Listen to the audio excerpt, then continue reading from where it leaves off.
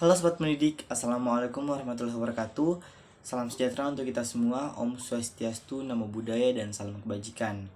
Kembali lagi bersama saya, Muhammad Aji Nuryadi, mahasiswa Pendidikan Akuntansi Fakultas Ekonomi Bisnis Universitas Negeri Makassar.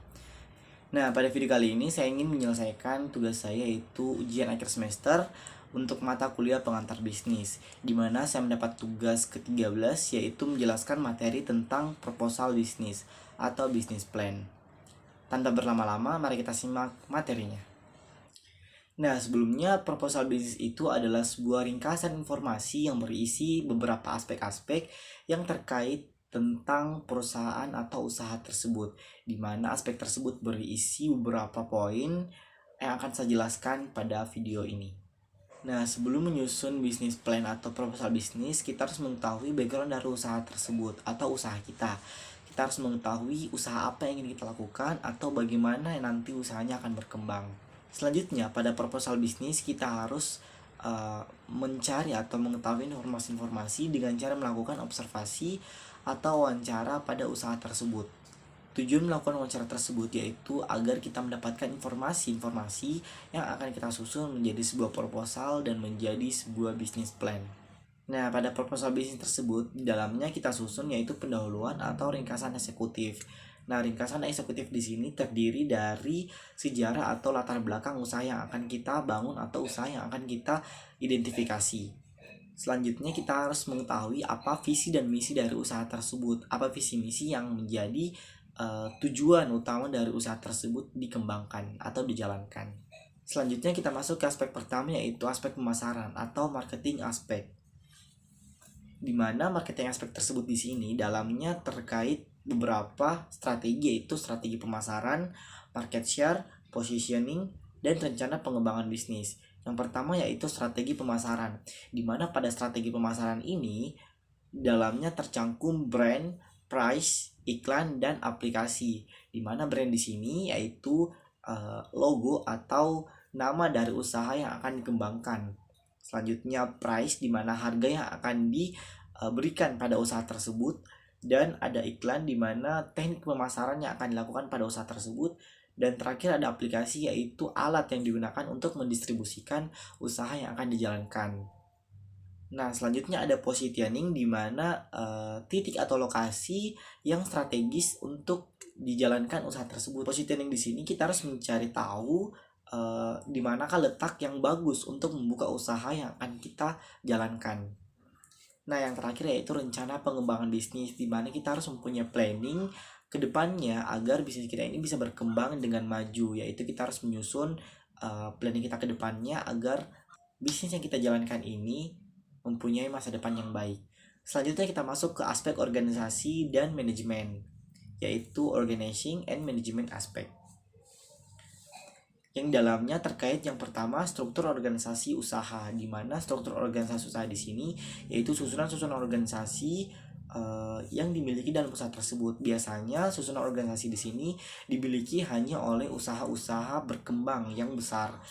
Jikalau usaha kaki lima mungkin hanya 1 atau 2 orang yang menjadi organisasi atau struktur dari usaha tersebut. Kemudian ada aspek keuangan atau financial aspek, di mana dalamnya terdapat budgeting atau penganggaran dari biaya yang akan digunakan untuk menjalankan usaha tersebut. Nah, di dalam aspek budgeting ini kita harus mengetahui anggaran dari usaha tersebut dan berapakah biaya yang akan digunakan dalam menjalankan usaha tersebut, yaitu mengetahui biaya tetap atau fixed cost dan biaya variabel dari usaha tersebut atau variable cost. Selanjutnya ada aspek estimasi biaya dan pendapatan, di mana kita harus memperkirakan berapa pengeluaran yang akan dibutuhkan dan berapa laba atau penghasilan yang akan didapatkan nanti dengan menjalankan usaha tersebut.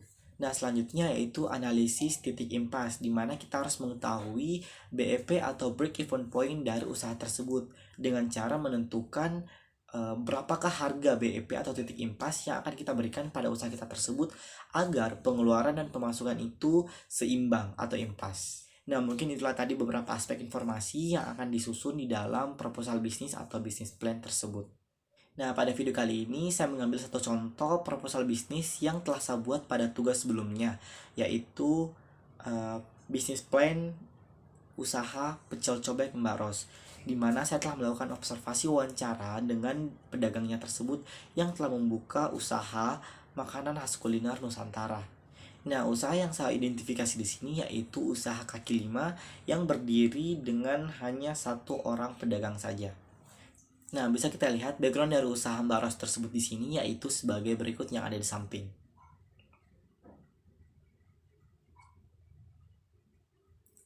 Setelah itu, kita masuk ke pendahuluan atau ringkasan eksekutif dari usaha tersebut, yaitu sejarah atau latar belakang berdirinya usaha tersebut.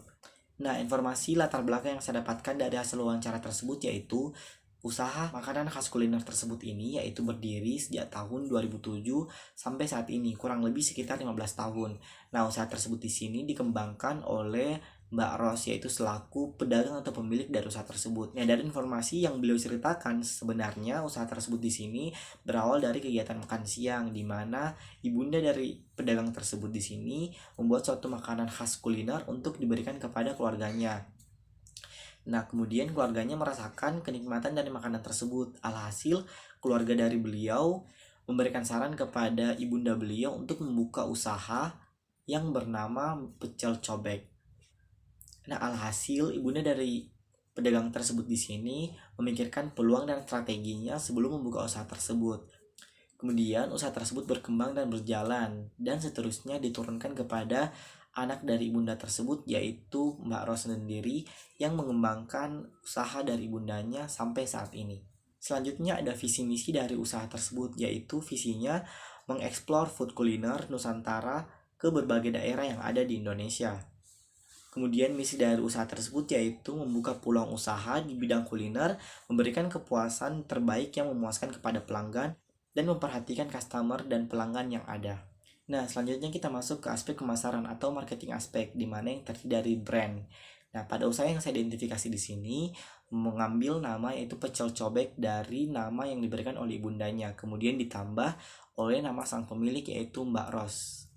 Selanjutnya kita masuk ke price, di mana harga awal pada tahun berdirinya usaha tersebut di sini atau pada tahun 2007 perkiraan harganya senilai kurang lebih Rp3.000 sampai dengan Rp5.000.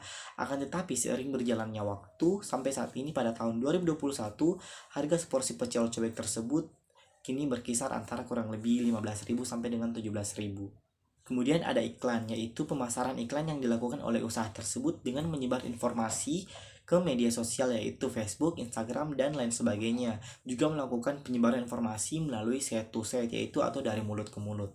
Selanjutnya ada aplikasi, di mana usaha tersebut yang saya identifikasi di sini sekarang juga telah masuk ke dalam aplikasi GrabFood dan ShopeeFood. Nah, tujuan dari aplikasi di sini yaitu memberikan kesempatan atau peluang kepada pelanggan yang ingin memesan makanan melalui online. Selanjutnya itu market share atau penguasa lokasi penjualan. Di daerah tersebut atau sering disebut dengan pangsa pasar, yaitu terbilang hebat sebab dari banyaknya makanan khas kuliner yang ada, pecel cobek menjadi salah satu makanan khas Nusantara yang sangat disukai oleh banyak orang di Kota Makassar.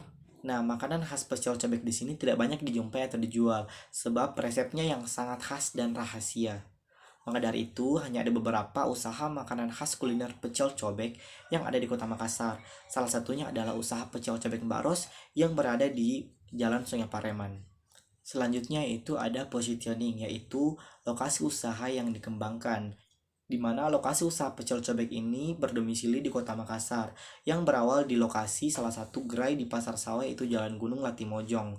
Akan tetapi saat terjadi pandemi, Mbak Ros atau pedagangnya tersebut di sini memutuskan untuk berpindah ke pekarangan rumahnya atau depan lorong, yang sekarang usahanya berlokasi di Jalan Sungai Pareman. Nah, yang terakhir yaitu rencana pengembangan bisnis, di mana Mbak Ros di sini telah merencanakan ke depannya usahanya akan dibuka menjadi rumah makan kuliner khas Nusantara, yang di dalamnya terdapat beberapa menu khas Nusantara yaitu salah satunya pecel cobek tersendiri. Nah, selanjutnya ada aspek organisasi dan manajemen atau organizing and management aspek. Pada struktur organisasi usaha yang saya identifikasi di sini yaitu tidak terdapat struktur usaha yang resmi, melainkan hanya sebatas pihak pembantu yang menjadi tim dari usaha pecel cobek ini, di mana usaha ini hanya dipegang oleh si pemilik yaitu Mbak Ros, dan kebanyakan dihandle sendiri oleh si pemilik tersebut. Dan yang menjadi tim pembantu dari si pemilik ini adalah pihak keluarga dari pedagang tersebut, yaitu suami dan anak-anak dari Mbak Ros sebagai pemilik usaha pecel cobek ini. Selanjutnya kita masuk ke aspek keuangan atau financial aspek. Yang pertama ada budgeting, di mana modal awal yang dibutuhkan untuk membuka peluang usaha pecel cobek ini kisaran tahun 2020 dan 2021, yaitu sebagai berikut. Biaya tetap yang dikeluarkan atau fixed cost yang pertama yaitu biaya gerobak usaha sebesar 5 juta rupiah, biaya cobekan atau ulekan atau alat yang digunakan dari usaha tersebut senilai 500 ribu rupiah, tempat-tempat bahan senilai 350 ribu rupiah, dan peralatan atau furniture senilai 1.500.000 rupiah, dengan total biaya tetap yaitu fixed cost sebesar 7.350.000 rupiah. Selanjutnya itu ada biaya variabel 1 yaitu variable cost 1, di mana terdiri dari beban listrik sebesar Rp20.000 per hari, packaging senilai Rp35.000 per hari, dan gas LPG 3 kg senilai Rp18.000 per hari. Dengan total jumlah biaya variabel pertama yaitu Rp73.000. Selanjutnya itu ada biaya variabel 2 yaitu variable cost 2, terdiri dari lontong sebanyak 15 pieces yaitu Rp5.000 per pieces senilai total Rp75.000, ada minyak goreng 2 liter senilai total Rp25.000, kacang tanah 3 kilo Rp23.000 per kilonya senilai Rp69.000, gula merah 2 kilo Rp20.000 per kilo senilai Rp40.000, air mineral 1 galon senilai Rp4.000, petis pecel atau bumbu yang digunakan dalam usaha ini yaitu 2 kilo Rp15.000 per kilo senilai Rp30.000, kangkung 15 ikat senilai Rp2.000 per ikat dengan total Rp30.000, toge 3 kilo Rp5.000 per kilo dengan total 15 kilo, dan tahu tempe 2 papan senilai Rp6.000 dan Rp5.000 dengan total Rp22.000, telur 15 butir Rp2.000 per butir dengan total Rp30.000, cabai merah setengah kilo dengan total Rp10.000, bawang goreng 1 bungkus dengan total Rp25.000, garam kasar 1 bungkus Rp6.000, dan kerupuk udang 2 bungkus Rp15.000 per bungkus dengan total Rp30.000. Dengan total jumlah biaya variabel kedua yaitu Rp411.000. Nah, total dari biaya tetap dan biaya variabel tersebut dijumlahkan menjadi Rp7.834.000. Selanjutnya kita masuk ke estimasi biaya dan pendapatan. Diperkirakan setiap hari mampu terjual sebanyak 20 porsi. Maka selama 1 bulan untuk perkiraan 20 kali 30 hari senilai 600 porsi. Maka 1 bulan diperkirakan pecel cobek yang terjual sebanyak 600 porsi.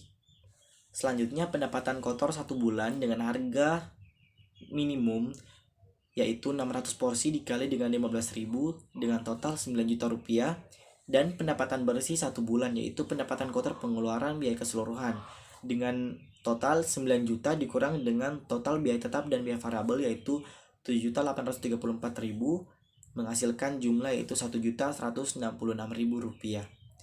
Terakhir yaitu analisis titik impas atau BEP, break even point. Dalam menghitung analisis titik impas, kita terlebih dahulu menentukan jumlah total investasi kita.